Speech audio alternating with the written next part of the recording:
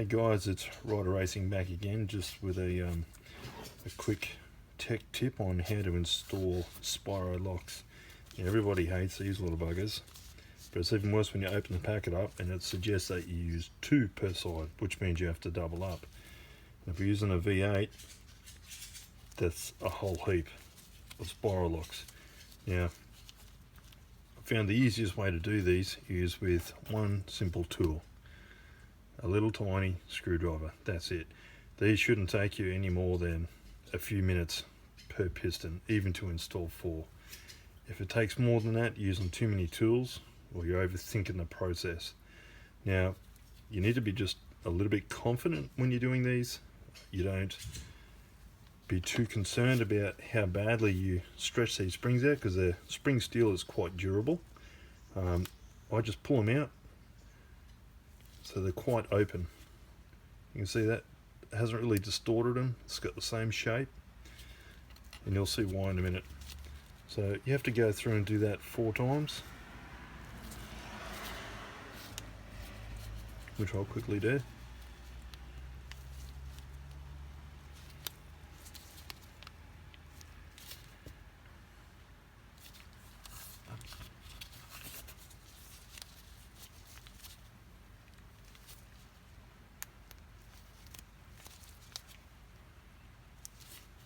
See, I'm really sort of pulling those out. You know, that's pretty close to 2 inches at that point. But then when I turn and show you, it's still holding the same shape. It's still round, so you don't have to worry about it popping out, and you'll see why in a minute. So the next step is, once you've got those 4 ready, we need to get our little wrist pin out. Like that. We need to make sure, otherwise it's got a little bit of oil inside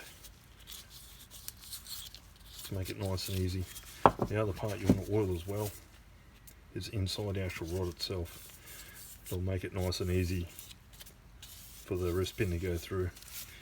The next thing you want to remember is which direction the pin has, the rod actually has to go in, because there's 2 different sides on it. You've got a chamfered side like this, which will go on the outside of the crank, as opposed to a non-chamfered side. So when you've got a V8 and you've got a rod up against a rod, you want both the flat surfaces touching each other. So these go on the outside. So one side will be different than the other side. So for now, we're going to leave the main caps on, because we don't need those to come off, and it's going to help us just hold the piston.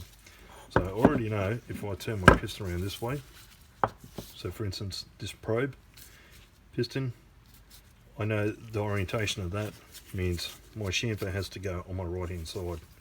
So I'm just going to place that in there now.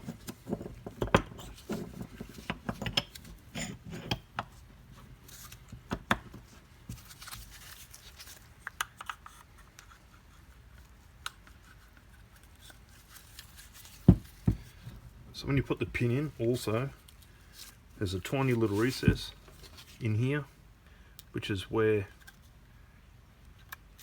our little Spiro locks are going to go. We need to make sure our pin doesn't go above that. So I can see that's just sticking up a tiny little bit.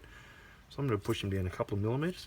And if you can keep those fairly flush with that, you'll actually stop yourself from pushing the Spiro lock all the way down the piston, which then you've got to pull back up.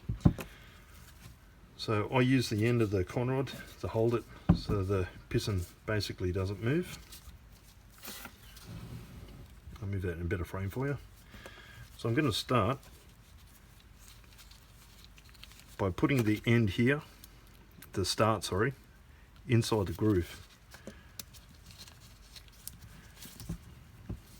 Once you're inside that groove, you then get your screwdriver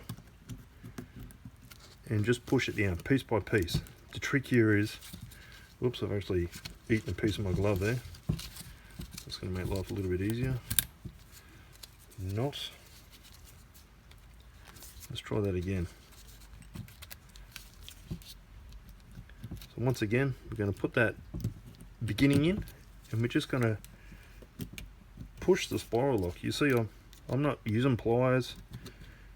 I'm just pushing it very so lightly, and you just follow it all the way around until you hear that final snap.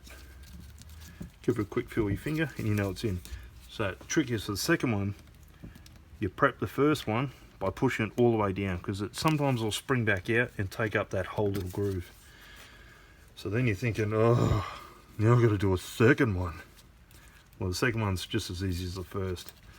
The trick is, you want to line up the end of your first one with the start of your second one. If you start overlapping too much, you're going to have problems. But as you can see, I'm just using a screwdriver and I'm just pushing little bit by little bit, little bit by little bit.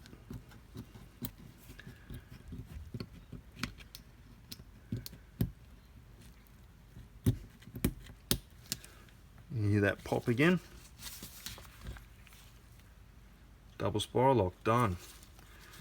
And then because you're getting so good at it, you get to go a second time. It's the same principle. Start about halfway. Just hold him in there. Make sure your glove doesn't get eaten like mine did.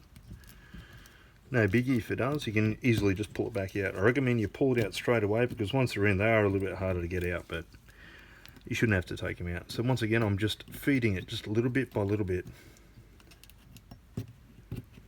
And all that extra oil you put on the inside when you first prep that gudgeon pin or wrist pin makes life a lot easier for metal to metal contact. So once again, I'm just holding that so it doesn't move in the groove, because sometimes it'll want to pop out. And you just want to get started. As you can see, started that little wrist pin there. It started to come up, make my life a little bit harder. Pushing that other spiral lock up. So I'm just going to push that back down. And now I can continue again.